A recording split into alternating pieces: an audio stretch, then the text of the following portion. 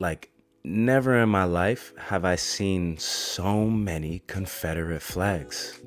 Like, we're up here in Canada. That's just not even a part of our history. Like, I've never seen so many Confederate flags in one place. Shit's wild. I'm telling you, it's.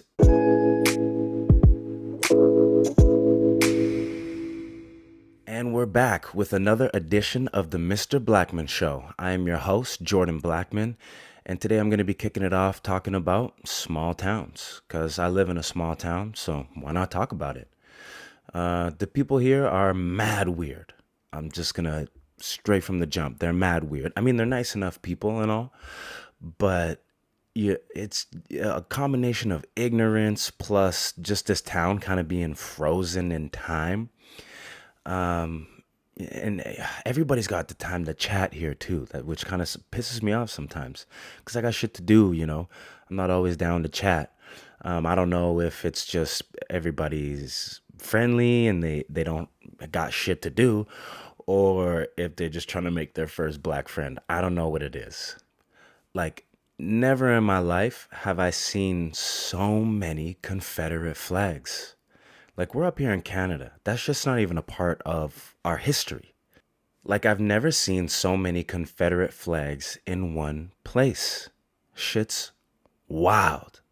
I'm telling you, it's pickups, like lifted pickup trucks and Confederate flags. And I don't know if the people rocking them know what that shit is, or they're just really going out of their way to let everybody know that they're racist. Like, there's this one guy, yeah, I'll say his name because fuck this dude, Norman Longstaff. He used to drive by where I worked, which felt like daily, but it was probably every couple of days. He would drive by, big lifted red pickup truck, and the whole back windshield is a Confederate flag. And it's literally like a, hey, look at me. I don't fuck with black people. Crazy. I don't know if he just doesn't know what it means or what the fuck is going on. But yeah, he would drive by and honk his horn, and he's got the Dukes of Hazard horn on it. So there's no confusing who the fuck it is. He's got his name and shit on his truck. He does concrete and shit. And I'm like, fuck this nigga, man. I went outside one time because he got stuck at the red light because there's an intersection right near I work, and he usually rolls through one way, and so he passes us after the light.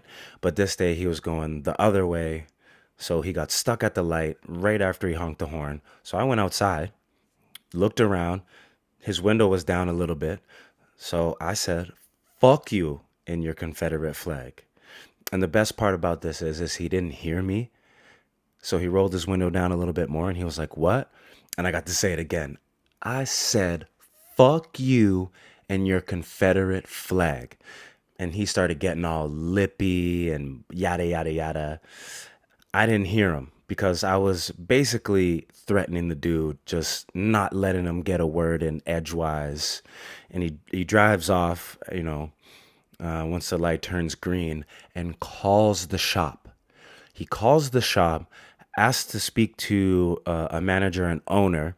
So I give the phone to my boss, and he starts saying that he doesn't understand why I don't like the flag because the Confederacy freed the slaves. Now, I don't know if he was just trying to rope in, another skinhead or what the fuck it was, but my boss kind of handled it like a G. He told the guy basically to fuck off and I don't need a history lesson from you, and hung up the phone. I don't get it. I don't know what this nigga is smoking, if he's on drugs. Like, but I can just imagine, he's never had a black friend, which isn't hard out here because there really is no black people out here, unfortunately. But he did stop honking his horn anytime he had to pass through that intersection near my work. So, I mean, hey, out of sight, out of mind, I guess. I'm not gonna change this dude's mind. He's fucking crazy. But a couple of months later, I see him out there again, and I just grill him. I don't say anything. No words are exchanged. And then he calls the shop again. And he starts like spewing crackpot conspiracy theories. I answer the phone. He says who he is. I was like, I know who you are, nigga. Like, what the fuck do you want? And he goes, don't you know that you have two birth certificates and there's X amount of millions of dollars in this fund? And he starts saying case numbers and shit. I don't know. He's got to be on drugs. He has to be on drugs. And if he's not on drugs, then that's just a major failure to the fucking education system out here. 100%. So I just told him, listen, man, again, don't need a history lesson from you. Fuck off and don't call here again. And he hasn't called. It's been a while and he hasn't called. So I will say this, though, you know, there is kind of an influx of black people in my town. But the catch is, all dark skinned, all African roots. And if you don't know, those niggas hate niggas like me. And I don't know why. I have no idea why.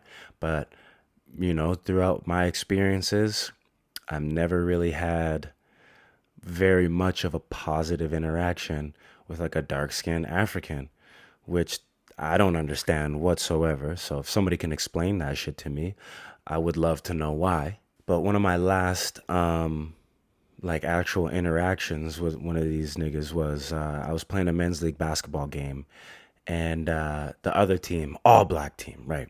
Couple of Caribbeans in there, so it wasn't too bad for me. But there was this one dude, this little African man, and I'm sealing his ass in the post. Ball comes in. As I'm going up, he tries to trip me. So whatever, I get the foul call. I go to the line, but as I'm going to the line, I look at him, and I'm like, "You're a bum ass nigga," and he lost his goddamn mind. And the crazy part about it is he wasn't mad about anything other than me saying nigga to him. And I was like, bro, so I just kept saying it. I was like, you bum ass nigga, fuck you, nigga, da da da da. He charges at me, fists clenched, like ready to fight. I wasn't really too worried. He was like much smaller than me. I had my boys with me. It was a non-issue. His whole team was on my side.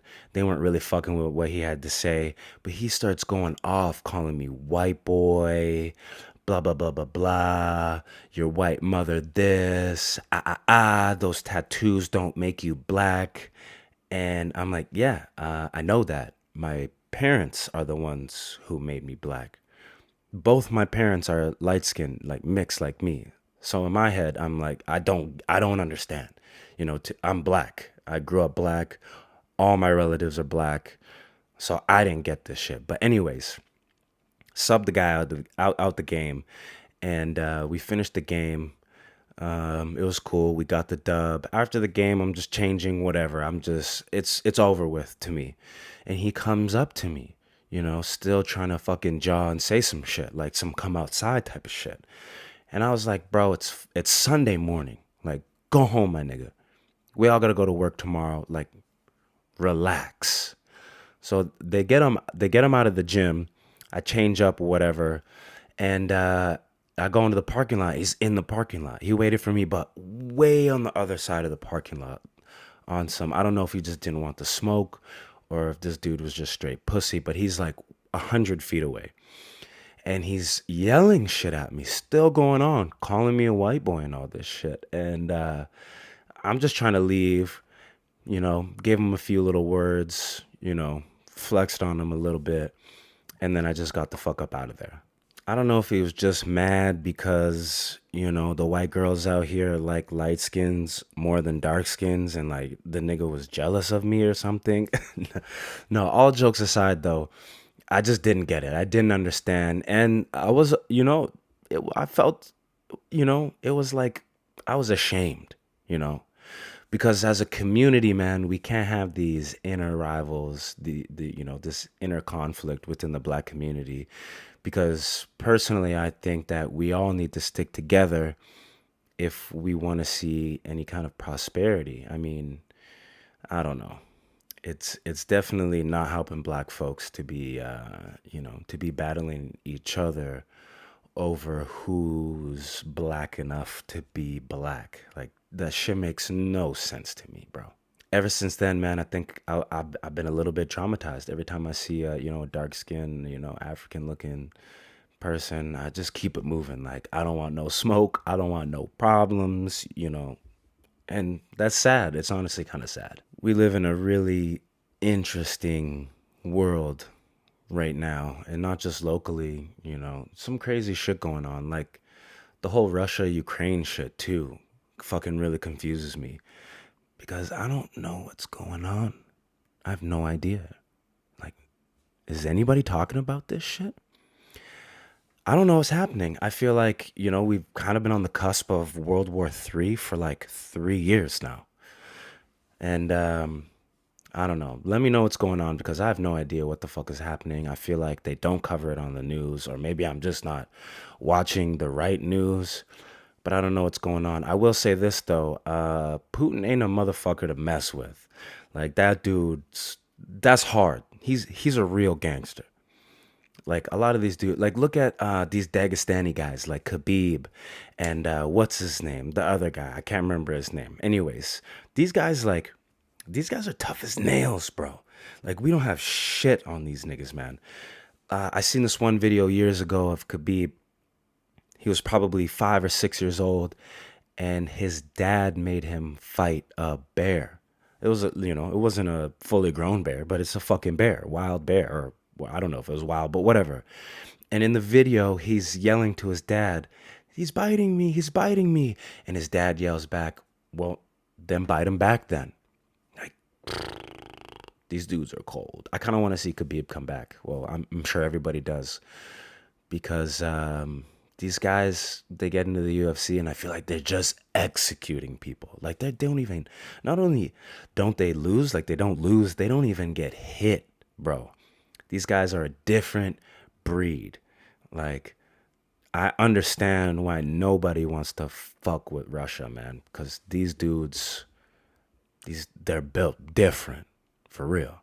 I was joking with my auntie earlier. She was talking about, I can't remember. Oh, we were talking about Brittany Griner, which is kind of, on the Russia side. And we made a joke saying somebody needs to get Putin to go hunting with Dick Cheney. I thought that was hilarious. But all jokes aside, yeah, I don't know what the fuck is going on over there, but it is what it is. And this is just going to be a short one. So to end on a positive note, and I might be looking down at some of my notes here because I want to get this correctly. But here's my words of wisdom for the episode, man. Is just enjoy yourself. I've had, some unfortunate things kind of going on in my family right now, which has just made me realize that life is short. So go out and enjoy yourself. Don't take things too seriously because you're just wasting your time if you're going to be cold and bitter.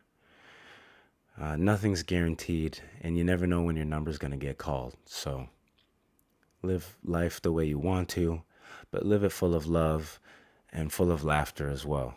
Find your happiness and call your parents, your grandparents, your aunties, your uncles, maybe some friends that you've drifted away from in the past few years because, like I said, life is just way too short and it's not enough time.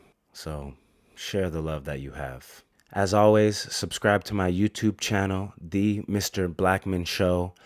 I think I'm going to kind of go with weekly episodes every Monday. Follow me on Instagram and TikTok at JB Jordan Music for both.